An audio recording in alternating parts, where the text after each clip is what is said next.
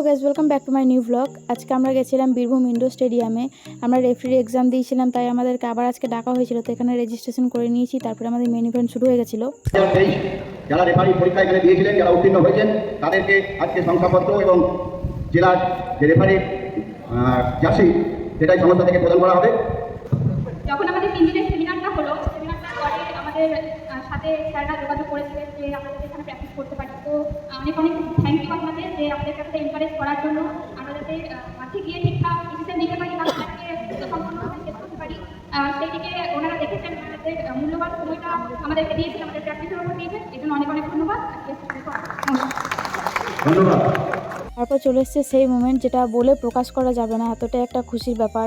আমি পাস করে গেছি, আর এটা আমার দাদাও পাস করে গেছে। তো আমাদের দুজনকে সম্বর্ধনা দেওয়া হয়েছে।